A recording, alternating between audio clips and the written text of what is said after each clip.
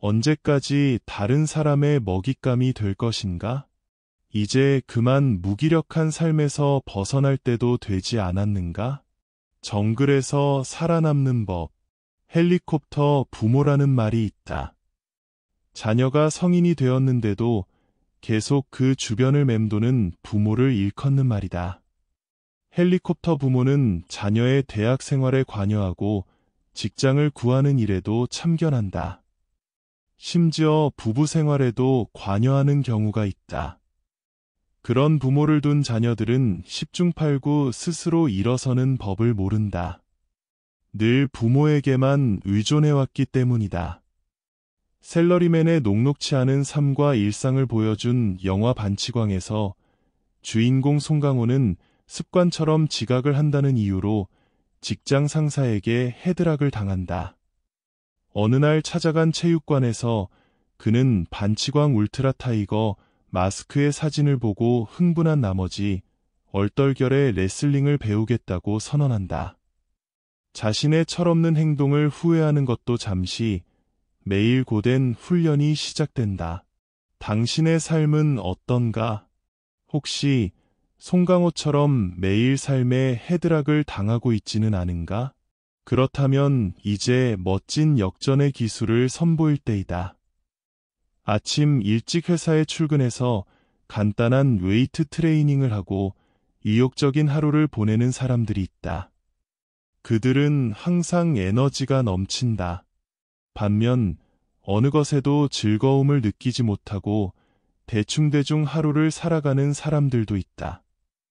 그들은 학교에 가기 싫어 꾀병을 부리는 초등학생처럼 항상 딴청을 피우기 일쑤다. 그 결과 매일 지각을 일삼고 상사에게 안 들어도 될 욕을 먹어가며 살아간다. 그러니 에너지가 생길 리 없다.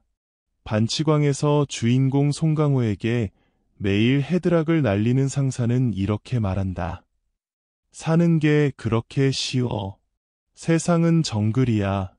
정글. 동의하든 동의하지 않든 지금 우리가 사는 세상은 정글과 닮은 말 그대로 약육강식의 사회이다. 그래서 심약한 사람은 언제나 누군가의 먹잇감이 되고 만다. 언제까지 다른 사람의 먹잇감이 될 것인가? 이제 그 애처롭고 무기력한 삶에서 벗어날 때도 되지 않았는가? 동물의 세계와 같은 프로그램을 즐겨보는 사람들이 적지 않다고 한다. 약육강식의 세계가 실제 사회와 닮았다고 생각하기 때문이다. 짙은 동물기로 우리에게 잘 알려진 어니스트 톰슨의 생애는 동물의 세계보다 훨씬 더 파란만장했다.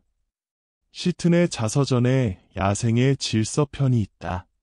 그 내용은 다음과 같다. 다람쥐를 사냥하려다 실수로 어미 다람쥐를 죽이게 되었는데 양심의 가책을 느낀 나머지 새끼들을 어미 고양이 품에 옮겨 놓았지만 결국 일주일이 채 안 돼 모두 죽었다는 것이다. 시트는 당시를 이렇게 기억한다. 우리가 동물을 죽인 것은 단순한 충동 때문이었지만 고양이의 행동은 연민에서 나온 것이었다. 나는 작은 새끼 다람쥐의 시체를 보며 하염없이 눈물을 흘렸고 양심의 가책을 받았다. 나는 친절한 늙은 어미 고양이에게 비난받아도 싼 아이였다. 시트는 이를 통해 각자의 영역에 맞게 삶을 살아가는 것과 그 속에서 살아남는 것이 곧 정글의 법칙이라는 것을 말하고 있다. 아울러 정글에서 살아남기 위해서는 본능대로 살아가라고 주문한다.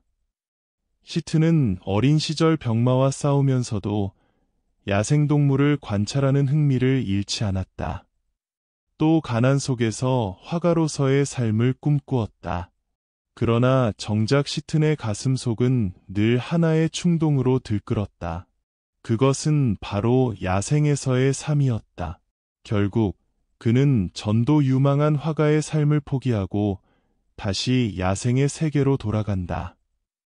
어려서 야생동물의 세계를 접하며 박물학자가 되기를 꿈꾸던 시튼에게 그의 아버지는 그따위 일은 돈도 못 벌고 미래도 없으니 화가가 되어야 한다고 했다. 하고자 하는 일은 따로 있으나 안정된 길을 걸으라는 현재의 부모들의 말과 일맥상통하는 얘기이다. 결국 시트는 주변의 조언대로 그림을 배우고 런던으로 유학을 떠나게 된다. 그러나 경쟁은 치열했고 거기서 살아남기 위해 하루도 빠짐없이 그림에 매달려야 했다. 그리고 얼마 후 동물원에 가는 일, 자연사와 관련된 책을 읽는 일의 즐거움이 조금씩 그를 충동질하기 시작했다. 그러던 어느 날 이상하고 잘 알아들을 수 없었던 동물들의 소리가 길고 뚜렷하게 들리기 시작했다. 그는 화가의 길과 그의 가슴이 시키는 일 사이에서 깊은 고민을 하게 되었다. 하지만 결국 가슴이 시키는 일을 하기로 결심한다. 마치 그의 가슴이 이렇게 말하는 것만 같았다. 화가의 길은 내가 걸어야 할 길이 아니다. 지금부터 1년은 캐나다 서부의 대평원에서 보낼 것이다. 거기서 너는 건강을 되찾을 것이고 고질병에서 벗어나려는 내 소원을 이룰 것이다. 너의 미래는 캐나다도 아니고 런던도 아니다. 대평원으로 가라. 거기서 기쁨을 맘껏 누려라. 내 길을 찾을 것이다. 그렇다. 시트는 자신의 길이 아닌 주변의 누군가가 만들어 놓은 길에 잠시 몸을 맡겼지만 그의 가슴은 해야 할 일을 한순간도 잊은 적이 없었다. 그에게 들려온 목소리는 자신의 계획을 한시도 잊지 않는 사람에게만 가능한 일이 아니었을까. 시튼이 말하는 정글에서 살아남는 법은 이렇게 정리할 수 있다. 누군가의 계획이나 조종에 따르지 마라. 언젠가 부모의 품에서 벗어나야 할 시기가 있다는 것을 알아라. 스스로 즐거운 일을 하라. 거기서 당신의 길과 미래를 찾을 수 있을 것이다. 당신도 어느 날 가슴이 내리는 명령을 들을 수 있어야 한다. 그것이 바로 당신이 정글에서 살아남을 수 있는 방법이기 때문이다.